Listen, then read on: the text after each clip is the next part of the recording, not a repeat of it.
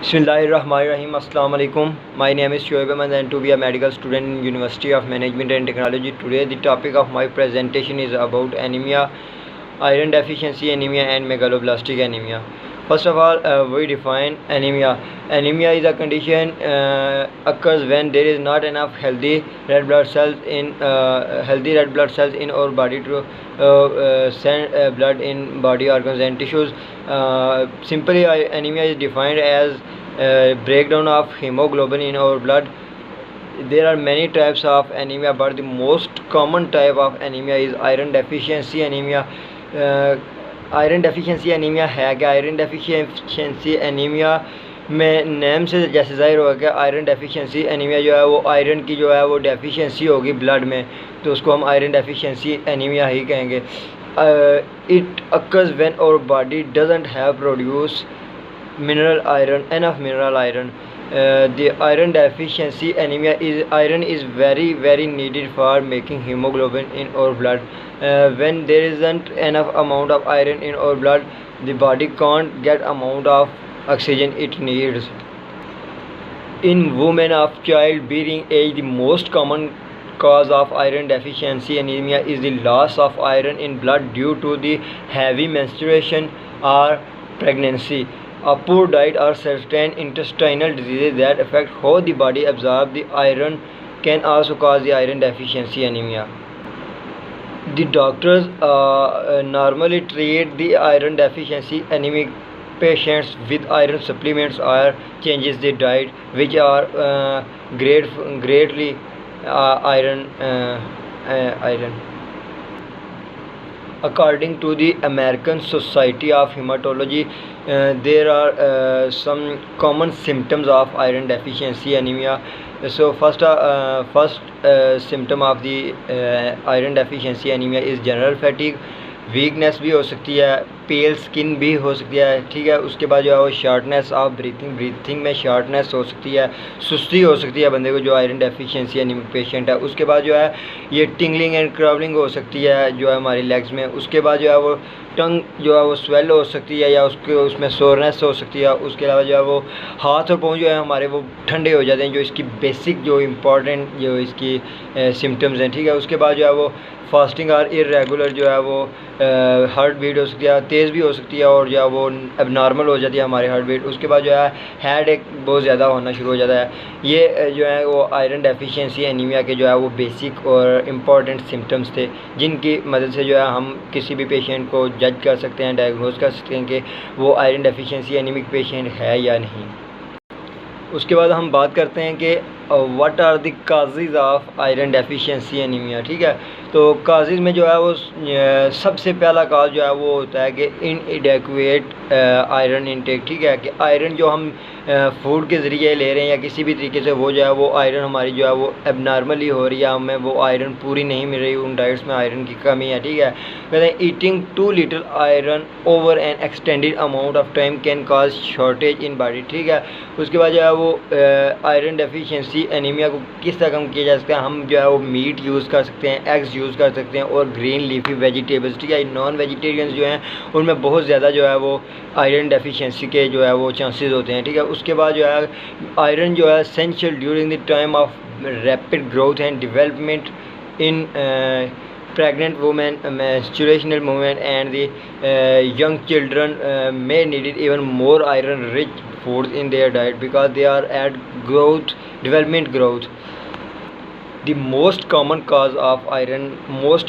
common cause of iron deficiency anemia is pregnancy or blood loss due to menstruation cycle, ठीक है. heavy menstruation, bleeding or the blood loss during childbirth are the most common causes of the iron deficiency anemia in women of childbearing age, ठीक है.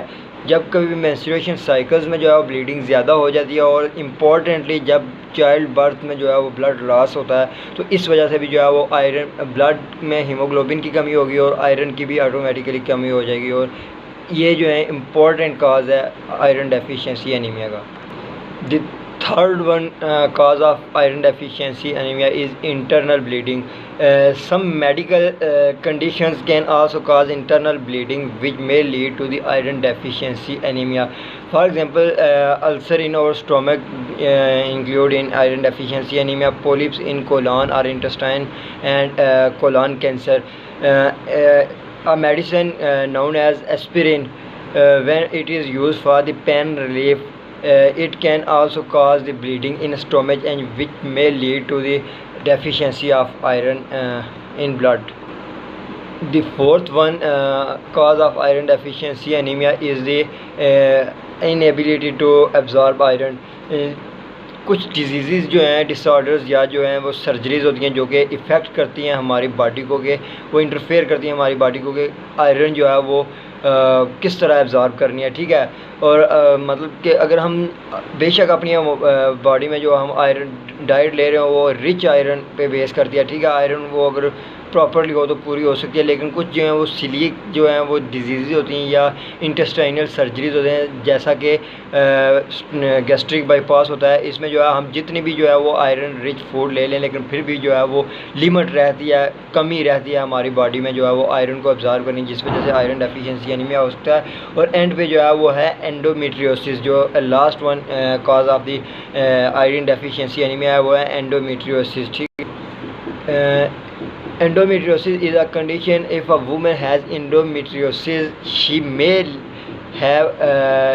have heavy blood loss that cannot be seen because it is hidden in pelvic area or abdominal cavity.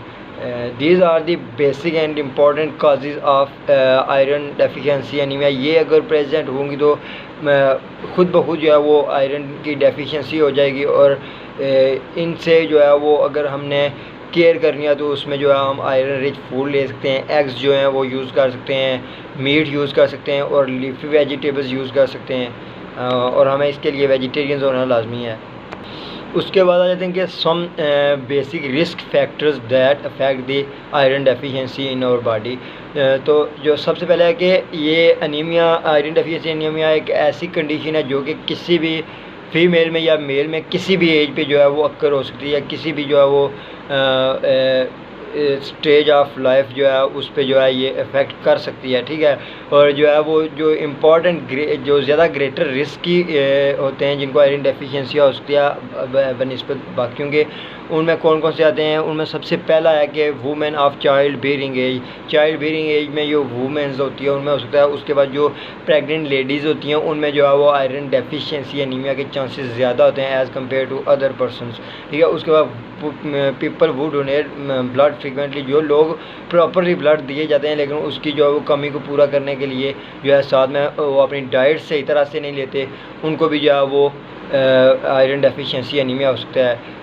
जो frequently blood donor होते हैं उनको ये disease जो है वो जल्दी हो सकती है, वो ज़्यादा रिस्की होते हैं इस डिज़ीज़ के लिए। उसके बाद जो है वो चिल्ड्रंस वगैरह हो गए या इन्फेंट्स बच्चे हो गए जिनकी वो जो बर्थ है वो प्री मैच्योर है, वो प्री मैच्योरली जो है वो उनकी बर्थ हुई है या वो एक्सपीरियंस कर रहे हैं ग्रोथ स्पर्ट को, एक्सपीरियंसिंग का ग्रोथ स्पर्ट, ठीक है। उसके बाद जो है इसको जो है वो हमें कम करने के लिए सबसे पहले अपने डायग्नोसिस करवाने चाहिए, लैब टेस्ट परफॉर्म करवाने चाहिए। अगर हमें आयरन डेफिशिएंसी है तो उसके लिए जो है हमें फर्दर प्रिकॉशंस लगा के और जो है हमें आयरन रिच फूड्स और बाकी चीज़ें यूज़ करनी चाहिए ताकि आयरन डेफिशिएंसी एनीमिया को जल्दी से ख़त्म किया जा सके, नहीं तो ये मे लीड्स टू डेथ, ये डेथ की तरफ भी लेके जा सकती है पेशेंट्स को। उसके बाद आ जाता है कि आयरन डेफिशिएंसी एनीमिया को डायग्नोज कैसे करते हैं, how it is diagnosis. Iron deficiency anaemia is how anaemia is diagnosis. तो सबसे पहले जो इम्पॉर्टेंट टेस्ट इसके लिए जो परफॉर्म होता है हर लैब में, वो सबको पता है कि CBC होता है, कंप्लीट ब्लड काउंट टेस्ट, ठीक है। उसमें जो है हम अगर कंप्लीट ब्लड काउंट टेस्ट करवाते हैं तो उसमें जो है वो कौन कौन सी चीज़ें हैं, जो पैरामीटर्स जो होते हैं वो हम मेजर कर सकते हैं। उसमें हम रेड ब्लड सेल्स मेजर कर सकते हैं, वाइट ब्लड सेल्स मेजर कर सकते हैं, हीमोग्लोबिन मेजर करते हैं, हेमाटोक्रिट मेजर करते हैं और प्लेटलेट्स मेजर करते हैं, ठीक है।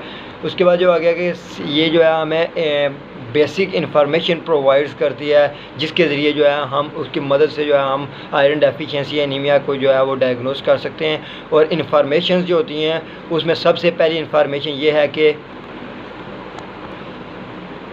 हीमोग्लोबिन का लेवल इसमें जो है वो हमें पता चल जाता है कि हम हीमोग्लोबिन कितनी है। उसके बाद जो है कि साइज़ ऑफ और रेड ब्लड का साइज़ कितना है, वो साइज़ में बड़े हैं, छोटे हैं, कम हो गए हैं, क्या प्रॉब्लम वहाँ पे क्रिएट हो रही है। और तीसरा है कि हीमेटोक्रिट लेवल जो इंपॉर्टेंट होता है आयरन डेफिशिएंसी एनीमिया को जो है वो डायग्नोस करने के लिए। हीमेटोक्रिट लेवल जो है वो हमें बताता है कि हमारे ब्लड वॉल्यूम जो हमारे रेड ब्लड सेल्स बना रहे हैं वो कितने % हैं हमारे उस ब्लड में, ठीक है।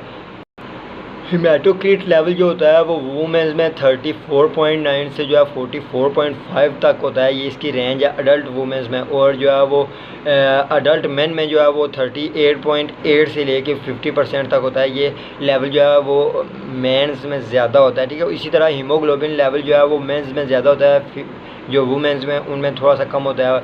जो हीमोग्लोबिन का लेवल है इसकी रेंज जो है वो है 12.5 से 15.5 ग्राम्स पर डेसीलीटर, ठीक है, ग्राम्स पर decilitre in mens and 13.5 to 17.5 in adult mens, ठीक है। 13 से 17 तक जो है वो मेंस में होता है और 12 से 15 तक जो है वो फीमेल्स में होता है हीमोग्लोबिन का लेवल, ठीक है।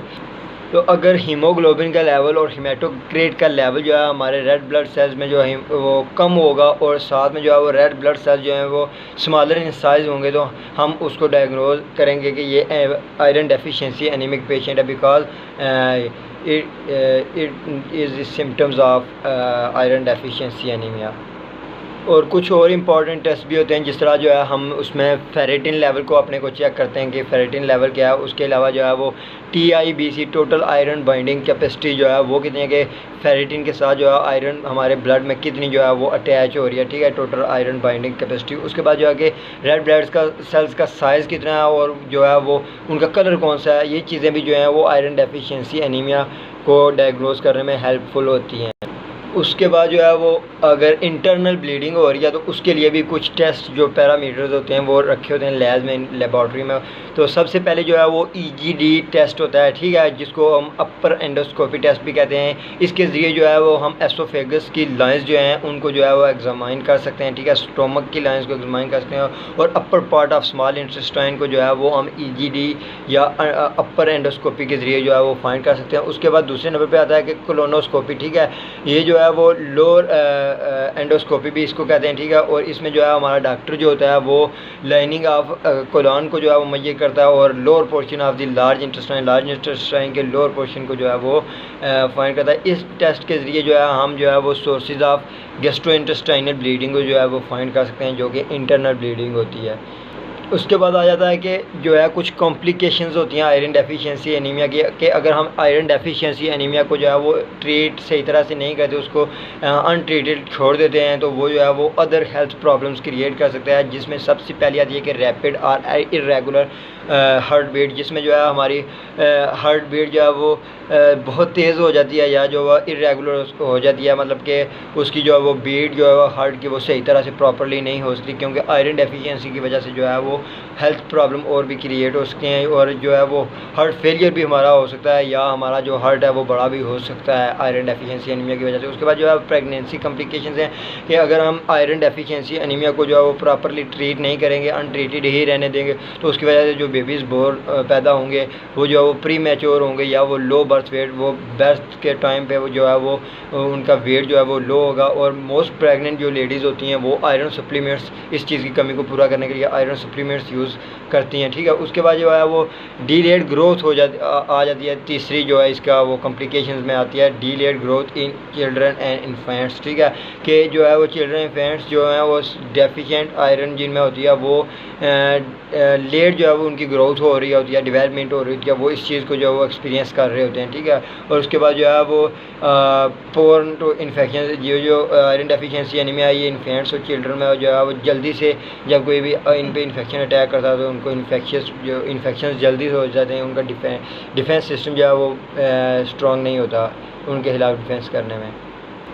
और फिर आ जाता है कि ट्रीटमेंट ऑप्शंस, ठीक है, कि इसको किस तरह ट्रीट किया जा सकता है। उसमें दो चीज़ें हैं, डाइट के ज़रिए भी हम कर सकते हैं और आयरन सप्लीमेंट्स के ज़रिए भी कर सकते हैं, ठीक है। डाइट के ज़रिए हम इस तरह कर सकते हैं कि हम जो है उसमें जो है वो कुछ फूड्स हैं जो कि ट्रीट करें या प्रिवेंट करें आयरन डेफिशिएंसी एनीमिया को, जिसमें सबसे पहले आता है कि रेड मीट होता है, ठीक है, डार्क ग्रीन लीफी वेजिटेबल्स होती हैं, उसके बाद जो है वो ड्राई फ्रूट होता है, हम उसको यूज़ करें, नट्स मूँगफली जिसको कहते हैं वो यूज़ करके, और आयरन फोर्टिफाइड सीरियल्स जो हैं उनको यूज़ करके हम जो है वो आयरन डेफिशिएंसी एनीमिया को कम कर सकते हैं, ठीक है।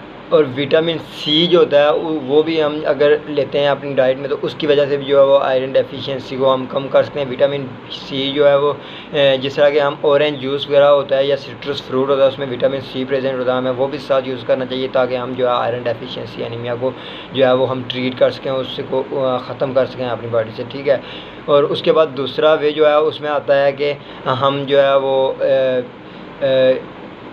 किस तरह करते हैं कि आयरन को जो है ट्रीट। दूसरा है आयरन सप्लीमेंट्स, ठीक है। आयरन सप्लीमेंट्स में आता है कि हम जो है वो आयरन की टैबलेट्स वगैरह या जो सप्लीमेंट्स होते हैं वो हम अपनी बॉडी को प्रोवाइड करें, ठीक है, किसी भी क्लिनिशियन से जो है वो हम जो है इन कॉन्टैक्ट रह के, ठीक है। तो हमें चाहिए कि अगर हम कोई आयरन टैबलेट्स जो है ले रहे हैं या सप्लीमेंट्स ले रहे हैं तो आयरन टैबलेट्स जो हैं वो एम्प्टी स्टोमच को जो है वो प्रोवाइड किए, खाली पेट सुबह खानी चाहिए।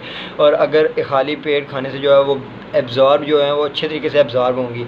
अगर जो है वो स्टोमच जो है वो अपसेट हो जाता है खाली पेट जो है वो आयरन सप्लीमेंट्स लेने से या टैबलेट्स लेने से, तो फिर जो है हमें किसी खाने के बाद जो है वो उसको यूज़ करना चाहिए, ठीक है। उसके बाद जो है वो सप्लीमेंट्स जो है हमें जो है वो काफ़ी मंथ तक यूज़ करने चाहिए। और जो है आयरन सप्लीमेंट्स जब हम ले रहे होते हैं तो वो कॉज करता है कॉन्स्टिपेशन को और ब्लैक स्टूल को कॉज करता है, ठीक है। ये थे ट्रीटमेंट्स जो आयरन की डेफिशिएंसी को कम कर सकते हैं हमारी बॉडी में। सेकंड वन हमारे पास आ जाता है, सेकंड टॉपिक जो आज हमने डिस्कस करना था अपनी प्रेजेंटेशन है कि what is megaloblastic anaemia, what are the symptoms, what are the causes, what are the diagnosis and what are the treatment of the megaloblastic anaemia. First of all, what is megaloblastic anaemia? Megaloblastic anaemia is the type of anaemia condition in which a blood disorder it is a blood disorder in which number of red blood cells are lower than the normal red blood cells in our body, ठीक है। Red blood sales जो है वो हमारी body में oxygen को transport करते हैं, और जब हमारी बॉडी में जो है वो red blood sales enough amount में नहीं होंगे तो हमारी बॉडी में जो है वो ऑक्सीजन जो है वो हमारी बॉडी के टिश्यूज़ और आर्गन्स जो है उनको ऑक्सीजन अच्छे तरीके से नहीं मिलेगी, और मेगालोब्लास्टिक एनीमिया इसी को कहते हैं, ठीक है। उसके बाद आगे आ जाता है कि मेगालोब्लास्टिक एनीमिया जो होता है इसको हम कैरेक्टराइज जो है वो करते हैं कि रेड ब्लड सेल्स जो हैं वो साइज़ में जो है वो लार्जर हो जाते हैं, ठीक है। There are also aren't enough of them, it is also known as vitamin B12 deficiency, ठीक है, या फोलेट डेफिशिएंसी एनीमिया, ठीक है। और मैक्रोसिटिक एनीमिया भी इसको हम कहते हैं, ठीक है, मेगालोब्लास्टिक एनीमिया को। उसके बाद कहते हैं कि मेगालोब्लास्टिक एनीमिया जो है वो उस वक्त काज होता है जब हमारी बॉडी में जो है वो रेड ब्लड सेल्स जो है वो प्रॉपरली प्रोड्यूस नहीं हो रहे होते। और प्रोड्यूस क्यों नहीं होते? क्योंकि जो है वो उनके सेल्स का साइज़ इतना लार्ज होता है कि वो जो है वो हमारे बोन मैरो को एग्जिट करके हमारे ब्लड स्ट्रीम में जो है वो जा नहीं सकते, और ऑक्सीजन जो है वो हमारे tissues and organs of the body को प्रोवाइड नहीं कर सकते, जिसकी वजह से मेगालोब्लास्टिक एनीमिया हो सकता है, ठीक है। तो इसके जो मेन काजेज़ थे मेगालोब्लास्टिक एनीमिया में, उनमें सबसे पहले आता है कि vitamin B12 deficiency and second one is folate deficiency anaemia. उसके बाद देखिए विटामिन B12 डेफिशिएंसी जो है वो एक ऐसा न्यूट्रिएंट होता है जो कि हमारी फूड में प्रेजेंट होता है, जैसा कि जो है हमारी मीट में होता है, फिशेस में जो है विटामिन B12 होता है, उसके बाद जो एग्स में होता है, मिल्क वगैरह में होता है, ठीक है। कुछ लोग जो हैं वो विटामिन B12 को जो है वो एब्जॉर्ब नहीं कर सकते फूड में, जो कि मेगालोब्लास्टिक एनीमिया की तरफ चले जाते हैं, ठीक है। और मेगालोब्लास्टिक एनीमिया जो है ये विटामिन B12 डेफिशिएंसी की वजह से कॉज होता है, इसलिए इसको हम परनीशियस एनीमिया भी कहते हैं, उसको परनीशियस एनीमिया के तौर पर रेफ़र करते हैं, ठीक है। विटामिन B12 डेफिशिएंसी जो है ये मोस्ट ऑफन कॉज बाय जो है ना प्रोटीन, स्टोमच में एक प्रोटीन होती है जिसको हम कहते हैं इंट्रिंसिक फैक्टर, उसकी कमी की वजह से भी होती है, ठीक है। इंट्रिंसिक फैक्टर के बगैर जो है हम विटामिन B12 को एब्जॉर्ब नहीं कर सकते, जिसकी वजह से जो है वो विटामिन B12 को एब्जॉर्ब कर सकते, हत्ता कि जितनी भी हम विटामिन B12 जो है हम ले रहे हैं, ठीक है, वो हमारी फूड के जरिए जा रही है, सप्लीमेंट्स के जरिए जा रही है। अगर इंट्रिंसिक फैक्टर नहीं है, हमारे स्टोमक प्रोटीन है, अगर वो नहीं है तो हमारी हमारी बॉडी जो है उसको सही तरह अब्जॉर्ब नहीं करेगी आगे हम जितनी भी खा रहे हैं, ठीक है, जिसकी वजह से जो है वो परनीशियस एनीमिया जो है वो डेवलप हो जाता है, ठीक है। और क्योंकि विटामिन B12 जो है वो हमारी डाइट में जो है वो एनफ अमाउंट में नहीं होता, जिसकी वजह से वो परनीशियस एनीमिया भी हम उसको बोल सकते हैं। उसके बाद देखिए फोलेट डेफिशिएंसी एनीमिया, ठीक है, ये भी जो है मेगालोब्लास्टिक एनीमिया की एक टाइप है आगे, जिसकी वजह से ये काज हो रहा है मेगालोब्लास्टिक एनीमिया। कहते हैं कि ये जो है फोलेट जो है वो हमारी बॉडी में बहुत ज़्यादा इम्पोर्टेंट है, ठीक है। फोलेट डेफिशिएंसी जो है वो क्रोनिक अल्कोहल यूज़ जो है हम जो है वो प्रॉपर्ली अल्कोहल यूज़ कर रहे हैं, उसकी वजह से जो है वो फोलेट डेफिशिएंसी भी हो सकती है, ठीक है। अल्कोहल जो है वो इंटरफेयर करता है बॉडी की एबिलिटी को, ठीक है, बॉडी की जो काबिलियत होती है फोलिक एसिड को अब्जॉर्ब करने की, उसको जो है वो अल्कोहल जो है वो इंटरफेयर कर देता है, ठीक है, जिसकी वजह से जो है वो फोलिक एसिड जो है फोलेट हमारी बॉडी में सही तरह अब्जॉर्ब नहीं होता। और प्रेग्नेंट वुमेन जो हैं उनको जो है वो बहुत ज़्यादा वो उनको फोलेट डेफिशिएंसी होती है, लेकिन उनको जो है वो बहुत ज़्यादा अमाउंट में फोलेट ज़रूरी होता है, क्योंकि उस वक्त फीटस की डेवलपमेंट हो रही है। फीटस की डेवलपमेंट के लिए जो है वो फोलेट लाजमी जो हमें चाहिए होता है। उसके बाद आ जाता है इसका सेकंड टॉपिक है what are the basic symptoms of the megaloblastic anaemia, ठीक है। Basic symptoms of the megaloblastic anaemia are symptoms जो कि वेरी कर सकते हैं पर्सन टू पर्सन, ठीक है। Common symptoms includes shortness of breath, सबसे पहले शॉर्टनेस ऑफ ब्रीथ हो जाएगी जब मेगालोब्लास्टिक एनीमिया होगा, ठीक है। ऑक्सीजन ही नहीं हमारी बॉडी में पूरी तरह से पहुँच सकेगा, ठीक है। मसल्स वीकनेस हो जाएगा, जब मसल्स को टिश्यूज़ को आर्गन्स को ऑक्सीजन की कमी हो जाएगी, ऑक्सीजन ही हमारी बॉडी को प्रोवाइड नहीं हो रहा मेगालोब्लास्टिक एनीमिया की वजह से, तो उसकी वजह से जो है वो मसल्स वीकनेस भी हो जाएगी। अब normal paleness of skin skill जो है वो पेलनेस स्किन पे हो जाएगी, ठीक है। उसके बाद जो है वो हमारे जो टंग है वो स्वालन हो जाएगी, ठीक है, जिसको हम जो है वो ग्लासीटाइस कहते हैं, ठीक है। उसके बाद जो है वो वेट लॉस हो जाता है हमारा, ठीक है। मेगालोब्लास्टिक एनीमिया जो है वो हमारा वेट लॉस जो होता है उसको भी कॉज करता है। उसके बाद जो है वो डायरिया हो जाएगा, ठीक है, उस नोज़िया वोमिटिंग वगैरह भी स्टार्ट हो जाएगी, ठीक है। और जो है वो हार्ट बीट जो है हमारी वो बहुत ज़्यादा तेज़ हो जाएगी। उसके बाद जो है वो नुमनेस हो जाएगी, ठीक है। उसके बाद जो है वो tingling in hand and feet. उसके बाद जैसे कि डायग्नोसिस ऑफ मेगालोब्लास्टिक एनीमिया, ठीक है, इसमें जो है हम CBC करवाते हैं, ठीक है, कंप्लीट ब्लड काउंट टेस्ट, जिसमें जो है हम हीमोक्रेट लेवल, हीमोग्लोबिन लेवल और जो है size of red blood sales जो देखते हैं, ठीक है, और उसकी अमाउंट चेक करते हैं। उसके बाद जो इसमें इंपॉर्टेंट टेस्ट होता है वो होता है कि स्टाइलिंग टेस्ट, ठीक है। स्टाइलिंग टेस्ट जो है वो हमारा एक ब्लड टेस्ट होता है जो कि इस चीज़ को जो है वो एवेलुएट करता है कि एबिलिटी कितनी है हमारी बॉडी में विटामिन B12 को ऑब्जॉर्व करने की, ठीक है। इसके लिए जो है हम small supplement of radio active vitamin B12 जो है वो हम लेते हैं। उसके बाद जो है यूरिन सैंपल कलेक्ट करके जो है एनालाइज के लिए भेज देते हैं, ठीक है। और उसके बाद जो है हम दोबारा जो है एक small radio active vitamin B12 जो है सप्लीमेंट लेके उसके साथ जो है हम इंट्रिंसिक फैक्टर प्रोटीन भी जो है लेते हैं, और जो है वो ताकि जो है वो हमारी बॉडी जो है वो एब्जॉर्ब कर सके विटामिन B12 को, ठीक है। उसके बाद जो है हम प्रोवाइड करते हैं लैब को अनदर यूरिन सैंपल, और फिर जो है वो उसको हम कंपेयर करते हैं फर्स्ट सैंपल के साथ सेकंड सैंपल को, ठीक है। और उन रिजल्ट्स को हम कंपेयर करके उसकी बेसिस पे जो है हम बता सकते हैं कि मेगालोब्लास्टिक एनीमिया है या नहीं, विटामिन B12 की और फोलेट की कमी जो है डेफिशिएंसी है या नहीं है। उसके बाद जो है हम इसको ट्रीट किस तरह कर सकेंगे, how megaloblastic anaemia is treated, ठीक है। तो ये हमारी एज पे डिपेंड करता है, ठीक है, कि हमारी एज जो कितनी है और ओवरऑल हेल्थ से as well as response of treatment, जो ट्रीटमेंट्स हमें हो रही हैं उनका रिस्पांस क्या है, और जो है वो ट्रीटमेंट जो है वो मैनेज कर रहे हैं एनीमिया को जो है वो या नहीं। उसके बाद जो है इसमें जो है दो तरह का ट्रीटमेंट होता है। अगर तो विटामिन B12 की डेफिशिएंसी है तो उसमें जो है हम मोर फूड्स जो हैं वो ऐड करेंगे जिनमें विटामिन B12 होगा, जो कि हमारी बॉडी को जो है विटामिन B12 की डेफिशिएंसी को ख़त्म करने के लिए हेल्पफुल साबित हो सकते हैं। उन फूड में जो है सबसे पहले एग्स आ जाते हैं, चिकन आ जाता है, जो हम उसको यूज़ करेंगे। फोर्टिफाइड सीरियल्स, ठीक है, जिसको हम कहते हैं कि ब्रांड, स्पेशली ब्रांड, और रेड मीट्स जो है, ठीक है, स्पेशली बीफ यूज़ कर सकते हैं। उसके बाद जो है मिल्क हम को यूज़ करना चाहिए, और जो है वो शेल फिश, ठीक है, वो यूज़ करनी चाहिए, शेल फिश।